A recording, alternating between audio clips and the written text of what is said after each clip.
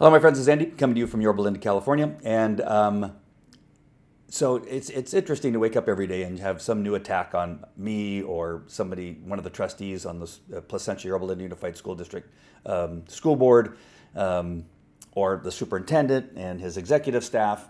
And so you just wonder what nonsense are they going to come up with, the teachers union, especially leaders of the teacher union like Sam Myovich, who I will share his most recent post, which is solely attacking me, which is fresh and new, because usually he's attacking Leandra Blades or Todd Frazier or Dr. Alex Chernus and making up some nonsense that the minions around him begin to follow and insert into their social media. So it's kind of interesting to see him go on a rant about me.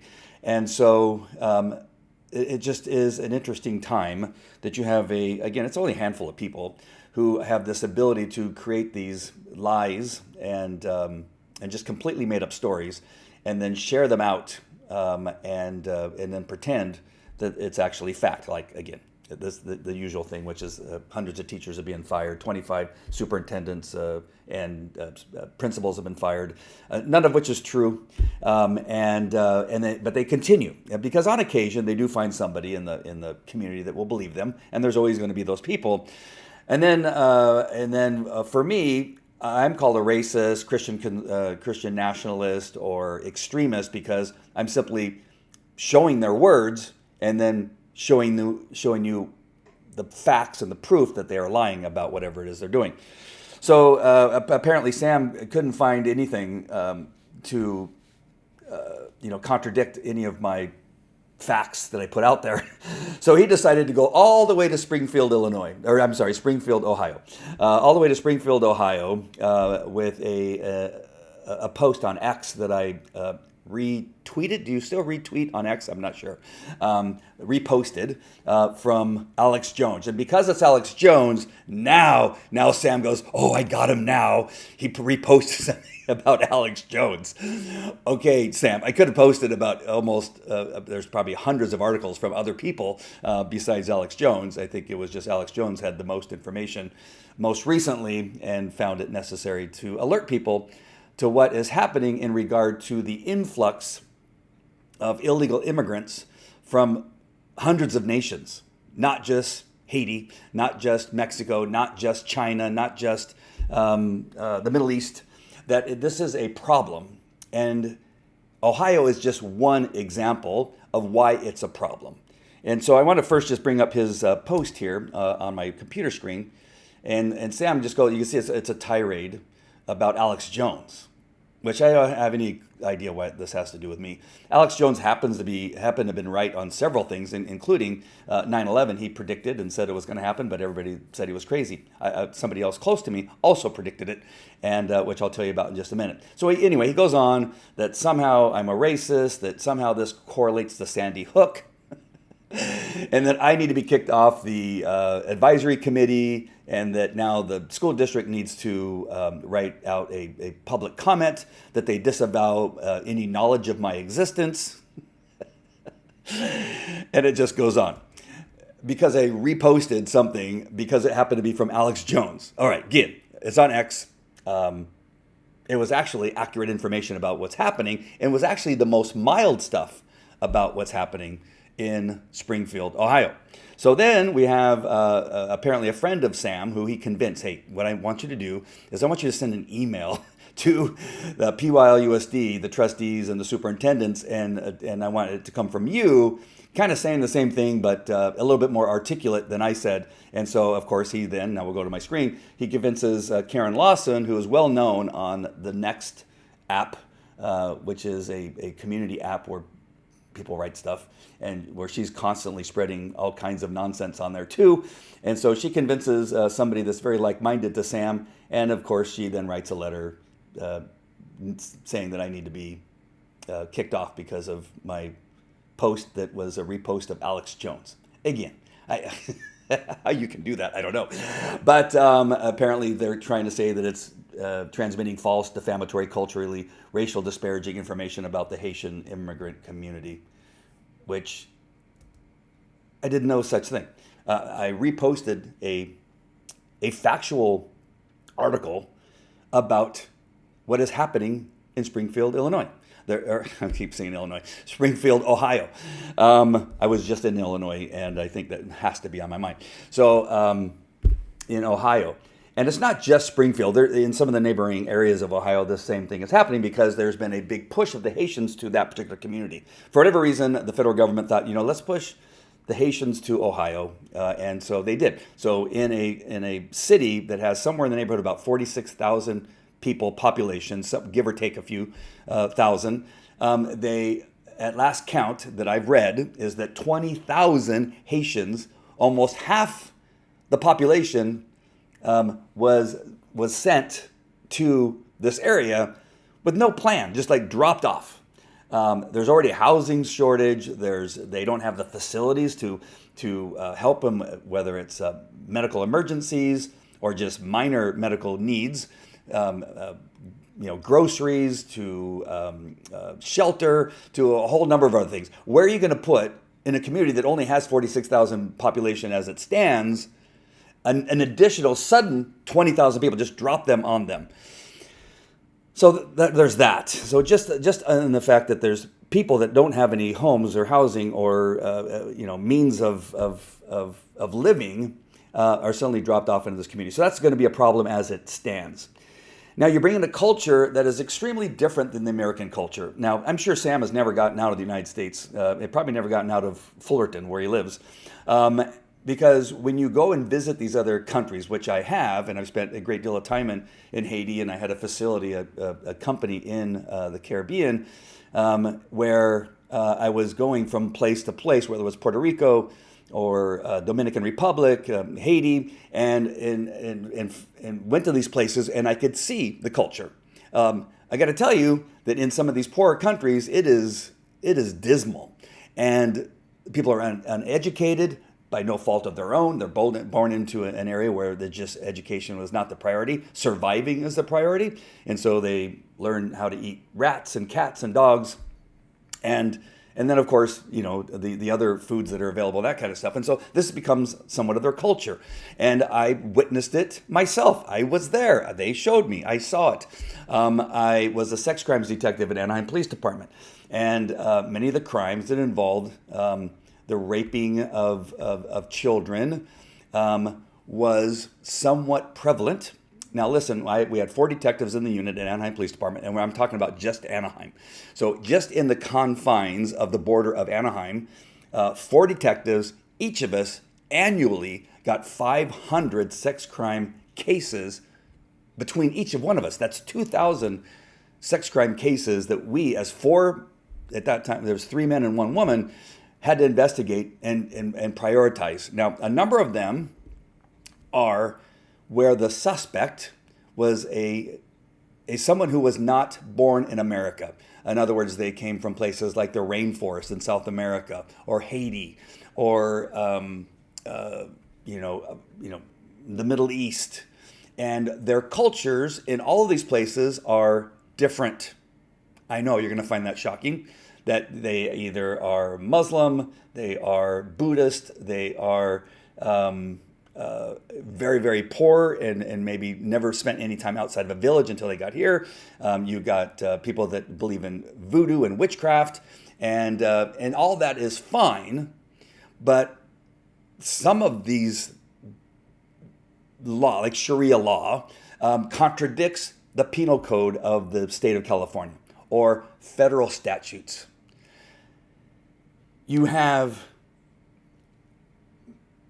people that are men now that came here, but as children, they were repeatedly raped in a village in the rainforest. This was one of my last cases, and I had 3 or 4 of these cases where these adults between the ages of 18 and I believe about 30 years old, where they were charged with child molestation. Some of them, the last one was a janitor at a Catholic church in Anaheim, in downtown Anaheim, where the leadership of the church actually had him living in their home with their 6-year-old daughter, and I believe it was a 22-year-old man had sex with their 6-year-old daughter repeatedly until he was caught through I think it was a nanny cam if I'm not mistaken, And then I had the task of interviewing him, and I'm just going to explain this one aspect of it. I think it's important, is that when I interviewed this man, and why it was one of my last cases, but he just couldn't take it anymore, is that he didn't understand why he had been arrested, that this was totally fine where he came from, that he had had sex performed on him, or he was required to perform sex, and it was just expected. Nobody thought anything different. So him being in the custody and in this interview room with him through a translator said, I don't understand why I'm here. This is totally normal.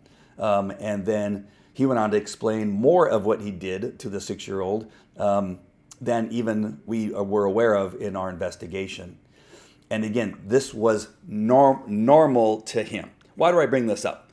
Because you have these cultures that are being brought in by the Biden administration and Harris and flown to these different parts of the United States with no vetting, with no understanding what it is their background, or if they're even ready or prepared to then take on the culture of what is expected in the United States of America.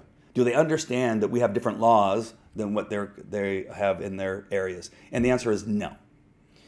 So back to Sam and the lady who wrote the email, is that you're suggesting that making sure people are aware of why this is a really bad idea of importing all of these immigrants illegally into these cities that are not prepared because they don't have enough food in the grocery stores. It's expensive. The people that live there, and Americans can't afford the food at this point. You really think that these immigrants who don't have a job and have no place to live are going to be able to afford any food, and so they're going to be subjected to, at some point when you're hungry enough, finding geese or ducks, and God forbid they actually did find a dog or a cat that was available, that they needed it for food. And bringing it up is somehow racist. It's not. I'm going to bring up a couple of stories here, and I think it's really important that you understand where I'm coming from when we talk about these things, that there is a need for platforms like X that will allow you to share with unsuspecting Americans who have had their eyes closed and their ears shut to the truth about what's happening in our country right now.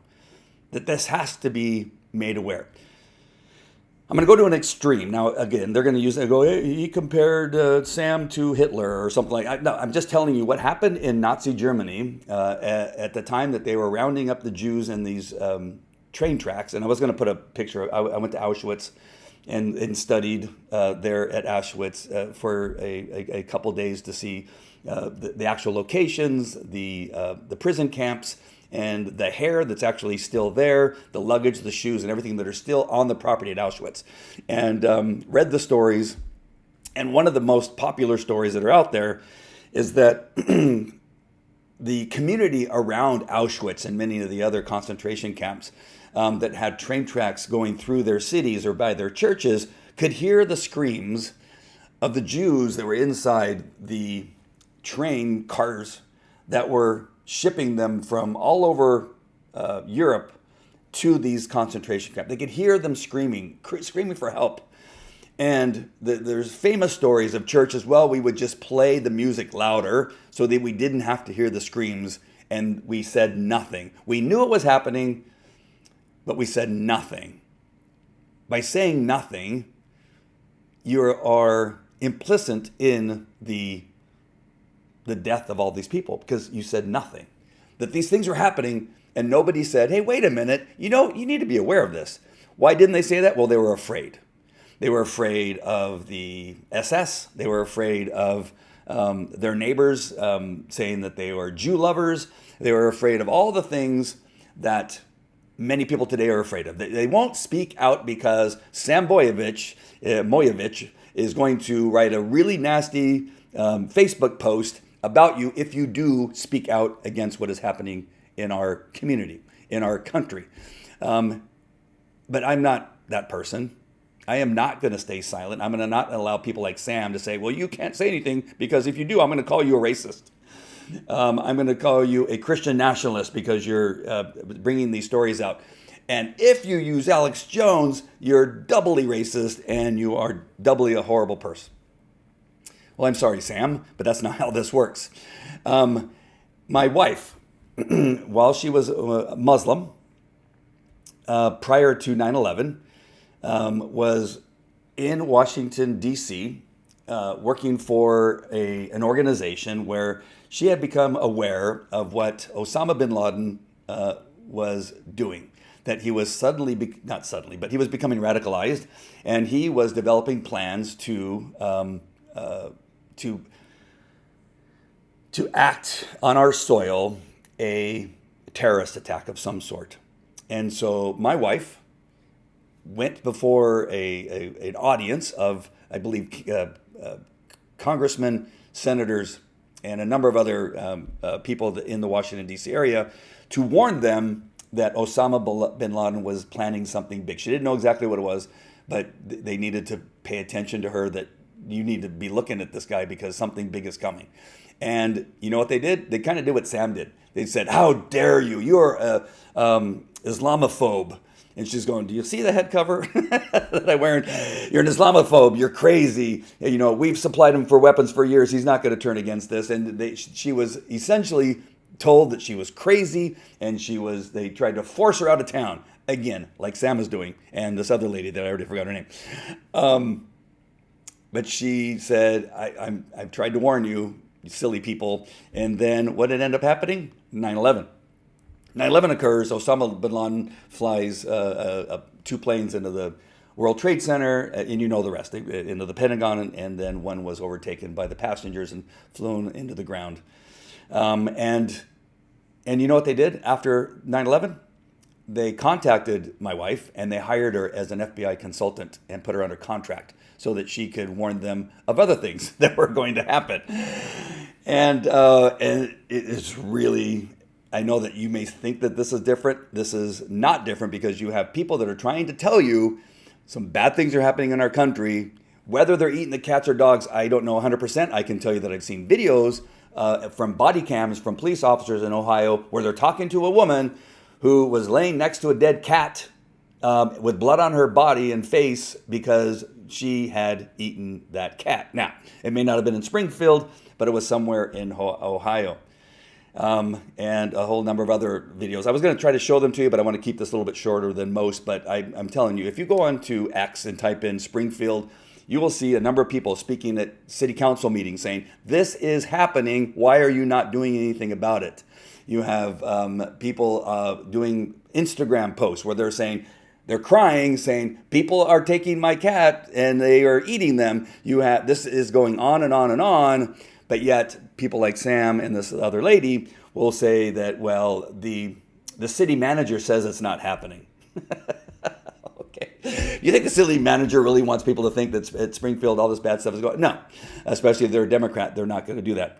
Now, one last thing is that there's this idea that speaking out about it and showing people about it has brought upon these bomb threats and threats against the Haitians and things like that, which has been completely debunked.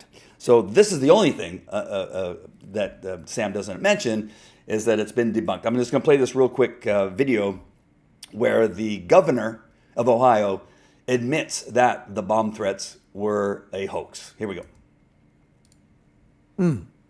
Check this out. Threats have all been hoaxes. None of them have panned out. We have people, unfortunately, overseas who are taking these actions. Some of them are coming from one particular country. We think that this is, one more opportunity to mess with the United States, and they're continuing to do that. So we cannot let the bad guys win. Our schools must remain open. He's originated from a foreign country, folks. Perfect. Oops, sorry about that. Coming back to my screen really quick. So that's all a hoax. There's no bomb threats against the Haitians. These are things that are people that are creating. Karen Lawson, I'm sorry, that's the woman's name that wrote the email to the school district. I'm going to relate one more story to you, and this is one where it's an example of why we can't be intimidated by people like Sam and Karen Lawson and some of the other teachers union leaders that are in our community. And again, there's 4 or 5 of them that are actually fomenting all of this chaos in our school district, in our community. But you got to be strong, and sometimes you have to hold up. And I'm going to tell you a time that I did not do that. When I was, again, in Anaheim Police Department, there was a pursuit that had gone through LA County, Orange County, Riverside County, and come back in. And being a canine handler, we were involved in any pursuits that came through the city. And so, of course, I jumped on the pursuit. I ended up being number 1 or number 2. I think I then ended up being a number 1. And as I was coming westbound on the 91 freeway towards the 57 freeway, I saw an opportunity to bump the rear end of the vehicle and spin it around, and was able to box it in. And the person driving had been reported. It was a domestic violence. It was a man who had lost custody of his children, and he was despondent about the fact that his ex-wife wasn't letting him see the kids. And there's a much longer story, but I'm going to keep it to those details. And so when this all happened, I hit him with my spotlight, because now his car is facing me. He's in the driver's seat, and he stalled. And he saw that his goose was cooked, so to speak, where he couldn't go anywhere. And then he suddenly raises up the biggest handgun I've seen in a very long time, which was a .44 Magnum, it turned out to be, and placed it under his chin. And I, of course, jump out of my car and get behind my car with my gun and my dog, and I say, put down the gun, and begin to start talking to him. I moved into a position around my vehicle, so now I was on the passenger side of the vehicle. And again, my bumper's pushed up against his bumper. So we're bumper to bumper, front bumper to front bumper. My spotlight is on his face, and he's got the gun to his chin. And I begin to talk to him, and we begin a relationship. And he tells me, about the situation with his kids, that he simply just wants to see them. She won't let him see them, that she's remarrying, and he's concerned that the children will forget about him being their father. And he's just crying, and he's, I wouldn't say necessarily hysterical, because we were able to communicate, but he was crying and very upset, and we had developed this rapport. And I continued to tell him, just stay calm, keep your finger off the trigger, don't pull the trigger, please, let's just work this out. You don't want your children never to see you again, and we can help you. Well, this went on for a good period of time. I think in the end, we were there for probably about an hour in this position. And a sergeant came up to me through my window. My driver's side door was open, my passenger side was door, and so he ducks down and says, Andy, we need you to move your car back because traffic's getting backed up. Now, this was about 4 or 5 o'clock in the morning on the 91 freeway, which our 91 freeway during rush hour, it was pretty bad. And back then, it was in the 90s, the freeway was really bad. And so he tells me, you need to move your car back. And I said, and I knew at this point, because we had developed a rapport, and I knew kind of where he was, and I was firm in this thought that I told him, Sergeant, no, I'm not moving my car back, because as soon as I move it back, he's going to pull the trigger. And the sergeant said, he will not pull the trigger. If he hasn't pulled it yet, he's not going to pull it. And I said, Sergeant, I am telling you, we cannot pull this car back. It's the only thing keeping this man alive. And he goes, I don't care what you think. We need to get traffic moving, and you need to move your car back so that we can bring in another team and take him into custody. And I just one more time said, Sergeant, if I move my car back, he's going to pull the trigger. He goes, move your car. He goes, this is an order. I need you to move your car back. Now, at the time, I was only, 25, 26 years old, and he was a sergeant, and against my better judgment, I walked around my vehicle, told him, stay right there, stay with me. And I went to the driver's side of my vehicle and had put my dog back in the car and put it in reverse. And the moment I began to back up, I'm watching him. We're looking at each other eye to eye, and he's looking at me, and he pulls the trigger, blows his face and his brains all over the inside of the windshield. And I will never forget that I did not stand my ground. I chose my job or insubordination over that man's life, because I knew in my heart, I knew in my mind exactly what would happen, and I told him what would happen, the sergeant. And this sergeant, he had a master's degree He had authority over me, and I buckled and moved my car back. Those children will have never seen their father. He pulled the trigger. His face was on the windshield staring at me. And it was because I didn't stay strong and firm and fight against him, which is, again, people like Sam and Karen Lawson, Patricia Hanzo, a number of other people that are speaking lies and telling us that we need to stop. They're calling us racist. They're calling us Christian national. They're calling us as many horrible names as possible, murderer, insurrectionist, all these names, in order to get us to do something different than what we know, which is important, and that is protecting our children from some of the nonsense that has been going on in our school system for the last several years. The decline of education, the sexualization of kids through pornography in our schools. That stuff is happening, and we will not stay silent. I will not do what I did on that day again. I'm speaking truth. I have facts. I have the receipts of everything that I do. And just because I happen to use Alex Jones as my source of information because he had the best videos at the time, doesn't mean that we can't share what is actually happening in our country and what is happening to our community, because Sam Myovich doesn't want people to know the truth, because Karen Lawson doesn't want you to know the truth. The truth is the truth. There's no way around it. All right. Thought I should make sure you understand what's going on, and let me know what you think. Go ahead and put it in the comments. Love you guys. God bless. Take care. Bye.